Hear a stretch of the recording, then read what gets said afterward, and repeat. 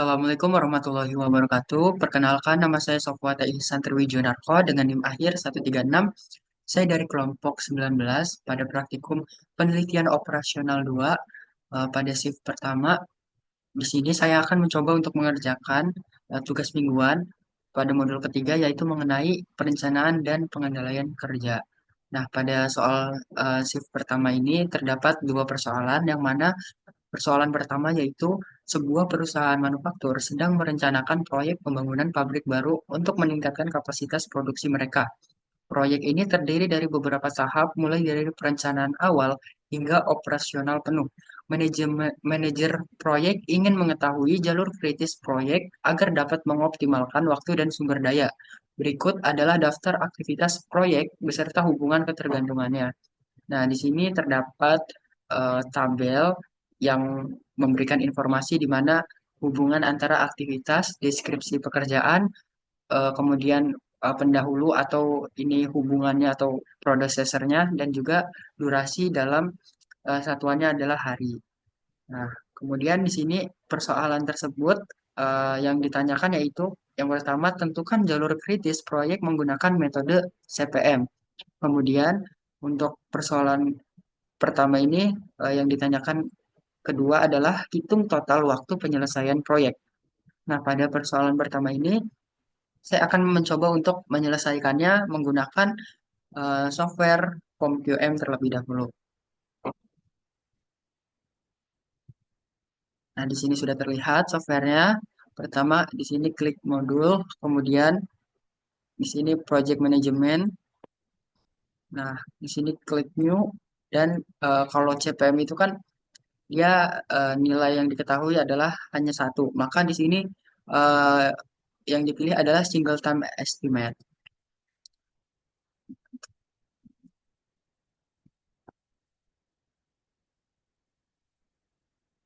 Nah, kemudian di sini untuk number of activitiesnya, karena persoalan pertama ini aktivitasnya dari A sampai dengan J, maka di sini number of activitiesnya adalah totalnya dari aktivitas A sampai J, yaitu 10.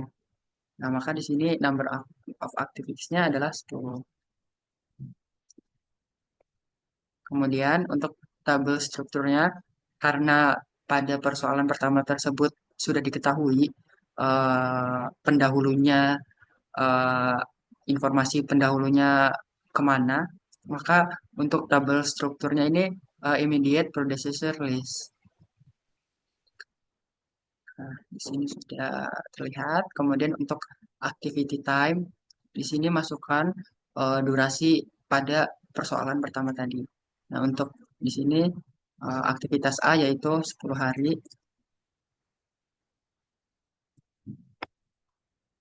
dan untuk aktivitas B 15 hari.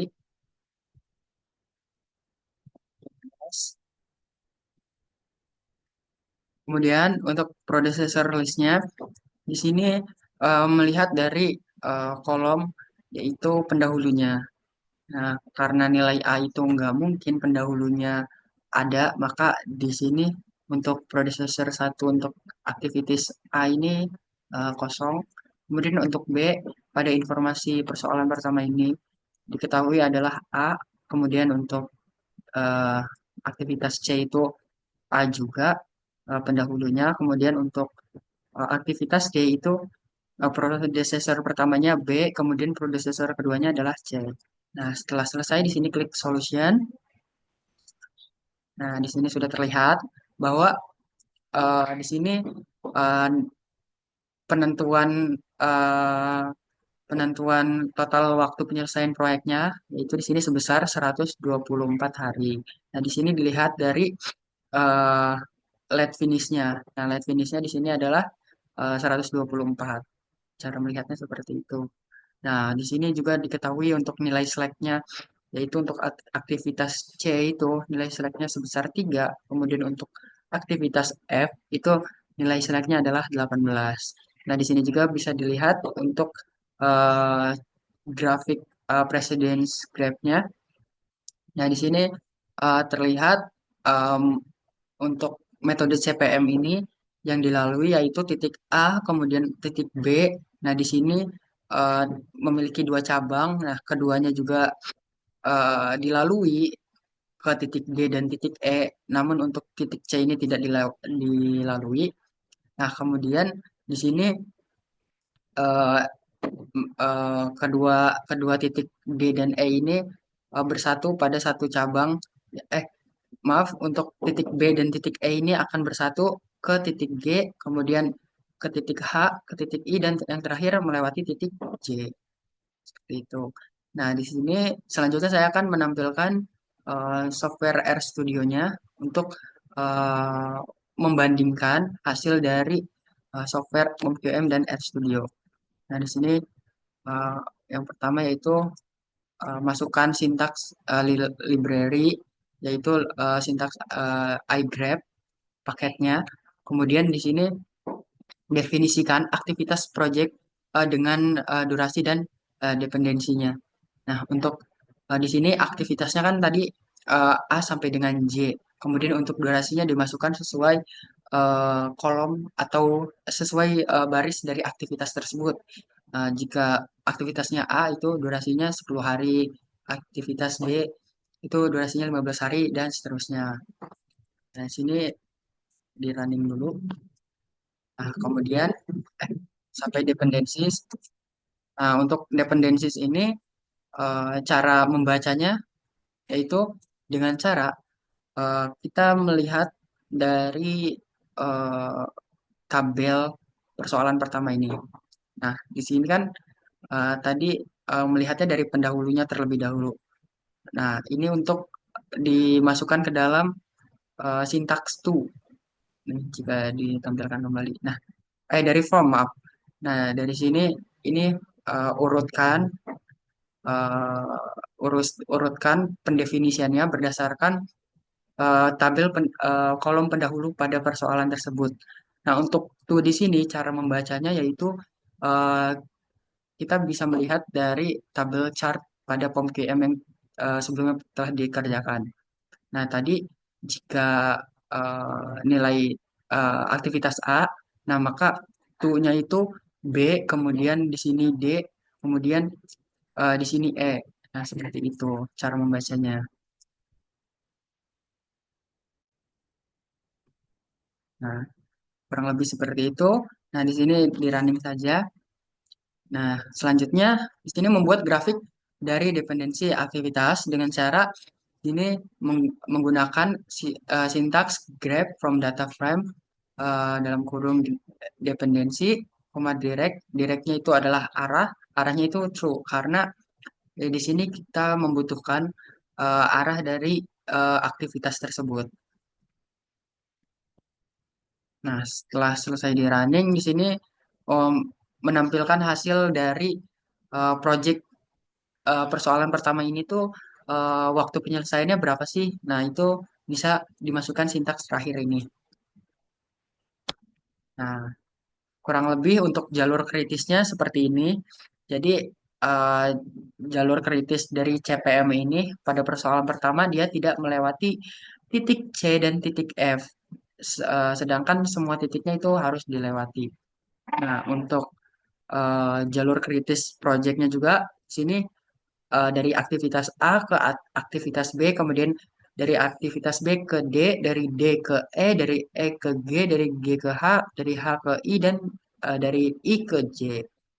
Dan untuk total waktu penyelesaian proyeknya yaitu sebesar 124 hari.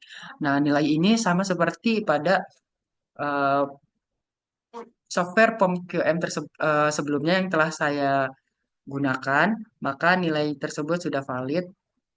Nah, selanjutnya di sini saya akan mengerjakan pada persoalan kedua, di mana persoalannya yaitu sebuah perusahaan teknologi sedang mengembangkan sistem keamanan siber baru untuk melindungi data pelanggan mereka dari serangan siber. Proyek ini harus diselesaikan dalam waktu 8 bulan. Tim proyek ingin mengetahui estimasi waktu penyelesaian menggunakan metode PER. Berikut ini adalah daftar aktivitas proyek beserta tiga perkiraan waktunya. Nah, di sini terdapat tabel informasi yang menyatakan adanya aktivitas, deskripsi pekerjaan, kemudian titik pendahulunya dan juga di sini ada tiga nilai pada metode PERT. Nah, yang membedakan antara metode PERT dan juga metode CPM ini, kalau metode CPM ini nilai yang diketahui adalah satu nilai saja atau tadi single time estimate. Nah, untuk PERT ini berbeda, dia ada tiga nilai, yaitu nilai A, B, dan M. Nah, nilai A ini adalah nilai optimis atau nilai paling cepat. Kemudian untuk nilai M itu adalah nilai paling mungkin atau nilai normalnya. Dan yang terakhir nilai B yaitu nilai pesimis atau nilai waktu yang paling lambat. Nah, di sini terdapat aktivitasnya itu sampai L. Kemudian di sini untuk persoalan kedua yang ditanyakan yaitu tentukan jalur kritis proyek ini menggunakan metode PERT. Dan yang kedua, hitung perkiraan waktu penyelesaian proyek menggunakan metode PERT. Nah, di sini saya akan menggunakan software POMQM lagi untuk menyelesaikan soal tersebut. Nah, di sini di save dulu.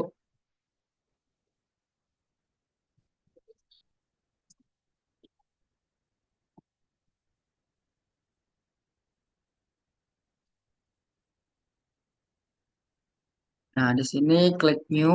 Kemudian di sini karena tadi kan part itu yang membedakan adalah nilainya ada tiga. Nah, di sini masukkan triple time estimate. Nah,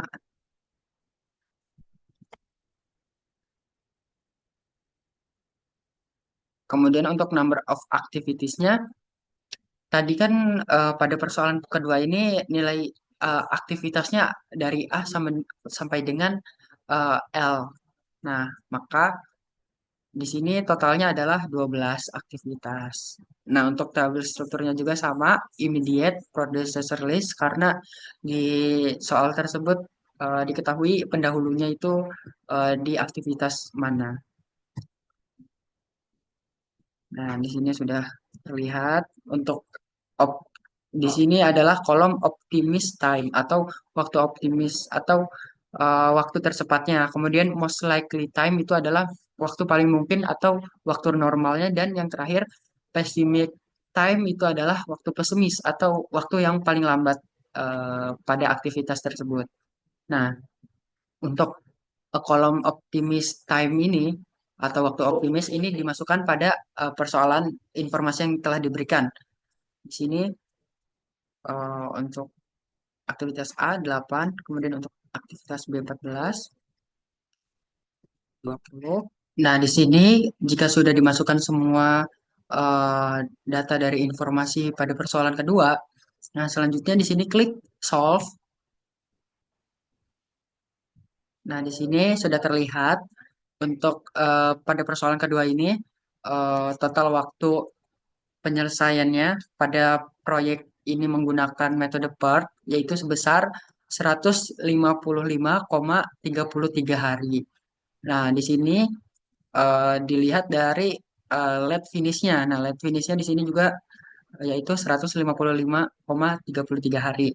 Nah, untuk slack-nya di sini slack-nya ada eh, di sini ada di titik D yaitu 1,5, kemudian di titik H juga yaitu sebesar 2.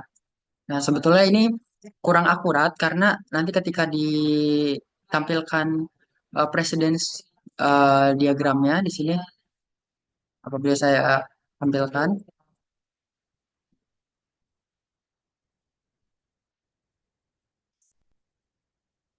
Nah, di sini seharusnya eh, titik A itu melalui titik B, kemudian melalui titik C, melalui titik E, F, G, I, J, K, L. Nah, mungkin di sini karena ketidakmampuan software POMQM dalam memvisualisasikan hasil dari metode PERT ini, maka di sini terdapat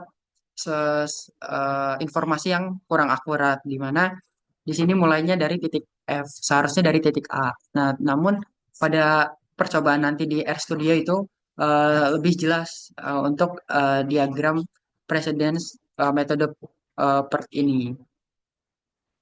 Nah, selanjutnya di sini saya akan menyelesaikan soal persoalan kedua ini menggunakan POMQM, RStudio maaf. Nah, di sini pertama masukkan activities, kemudian sintaksnya itu data frame seperti pada persoalan pertama yang membedakan di sini yaitu di sini ada tiga nilai eh, tiga nilai waktu estimasi. Kemudian di sini ada sintaks untuk mendefinisikan activities atau menghitung waktu ekspektasinya menggunakan rumus PERT. Kemudian di sini juga ada sintaks untuk menghubungkan antar aktivitasnya. Nah, kemudian di sini sintaksnya kurang lebih sama, yaitu membuat grafik project. Kemudian untuk di sini untuk menentukan semua jalur dari awal hingga akhir. Dan yang di sini juga sintaksnya kurang lebih sama seperti persoalan pertama, yaitu menghitung durasi untuk setiap jalurnya. Dan yang di sini juga eh, sintaks untuk menentukan jalur kritis dengan menentukan durasi terpanjangnya. Kemudian di sini juga untuk sintaks grafik jalur kritisnya juga. Dan yang terakhir yaitu untuk menentukan total waktu yang dibutuhkan untuk proyek tersebut. Nah, di sini langsung saja di running semuanya.